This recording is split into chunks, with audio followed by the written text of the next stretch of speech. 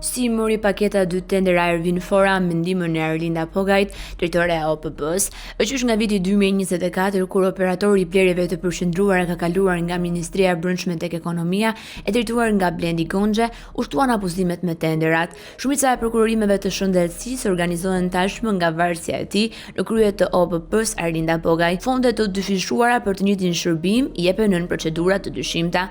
Një nga tenderat e mbyllur së fundmi është skandali i dukshëm. Bëhet fjalë për prokurorimin në shërbimin pastrimit për Spitalin Universitar të Traumës. Për 3 vitet e shkuara, kontrata e këtij shërbimi ka kushtuar 2 herë më pak. Sipas dokumenteve, tenderi i këtij shërbimi për Spitalin e Traumës e kishte fondin limit 1.38 miliard lekë. Kjo është tabela me sipërfaqe që duhen pastruar brenda dhe jashtë spitalit dhe çmimet në 2022. Konsultuam edhe të dhënat për sipërfaqe në 2025 kur është shpallur tenderi i ri. Nuk na rezulton në shtesë hapësirash apo shërbimesh, ka ndryshuar vetëm çmimet. Në fakt, ndryshimi i thelbësor është për llogaritja e fondit limit të tenderit sa dyfishi 3 viteve më parë. Konkretisht më 20 tetor 2025 është mbajtur procedura e prokurorimit me objekt shërbim pastrimi për Spitalin Universitar të Traumës. Këtë radhë shuma e parave të caktuar është afro 2.5 miliard lekë pa TVSH. Historia e vazhdimit të tenderit është e njëjtë me vitin 2022. Kanë aplikuar shumica operatorëve ekonomik që ishin edhe para 3 vjetësh, përfshirë fituesin që kryente shërbimin deri tani. Pazaret edhe zvarritjet pafund në KPP. Më 1 nëntor 2025, operatorët pjesëmarrës janë njoftuar me rezultatet e vlerësimit të ofertave nga komisioni i ngritur nga Arlinda Pogaj. Sipas këtij dokumenti janë skualifikuar të gjithë operatorët përveç fituesit. Megjithëse nuk ishte oferta më ulët, EIR SHPK e ka pasur rrugën e lirë, pasi komisioni e ka eliminuar konkurrencën. Të pakënaqura me vendimin më 4 nëntor 2025, pjesëmarrësit e tjerë janë ankuar në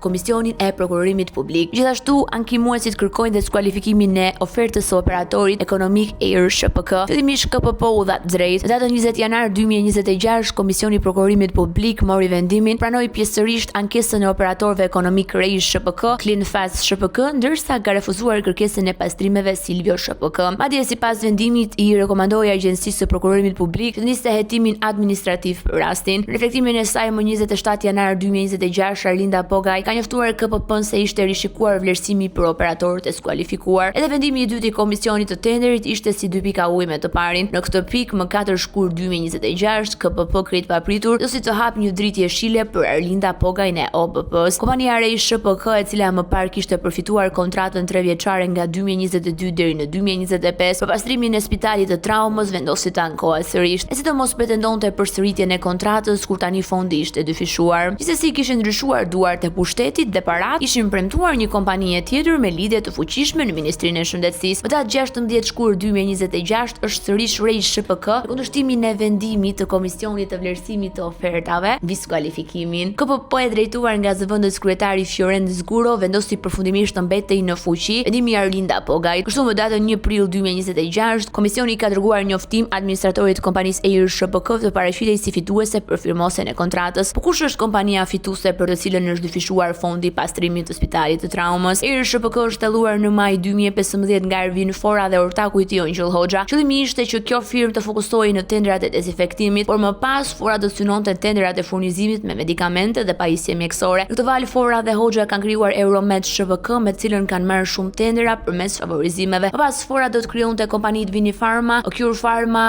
3A Farm, ku në vitin 2022 Fora dhe Hoxha i kanë dhuruar aksionet dhe tashmë EIR SHPK me letra ka pronësinë e administratorit Alban Muça dhe Joriana Xhamos. Erimi duhet të jetë bërë për të shpëtuar vëmendjes së tepër, pasi në këtë kohë kanë nisur investigimet e medias për tenderat e Forës që favorizojnë nga zyrtarët e shëndetësisë. Emrat e Hoxhës dhe Forës shfaqen kudo ku ka fonde për laborator, reagent dhe pajisje spitalore. Ka krijuar një lloj monopoli të heshtur në QSUT dhe spitalet rajonale. Nga ana tjetër, tenderi i pastrimit të Spitalit të Traumës rezulton të jetë pjesë e një pakete të Blendi Gonxhes dhe Arlinda Pogajt për Ervin Forën. Euromed e Ongjëll Hoxhës dhe Ervin Forës ka marshuar e vetme drejt fitores së lotit 4 për pajisjet e mbledhjes e përpunimit të gjakut. Një skenari përsëritur ku fituesi njoftohet pa pasur nevojë të dalë në garë të hapur pavarësisht se po shkel ligjin. Pra, në një tender me vlerë 1.6 miliard lekë në një treg që supozohet të jetë i lirë, 15 janar 2026 paraqitet me ofertë edhe me kompania Ervin Forës. Se favorizohesh nga Blendi Gonxhe, është e mundur që të fitosh tender ranjëherësh plot 4.1 miliard lekë. Të brenda është dhe tarifa e korrupsionit.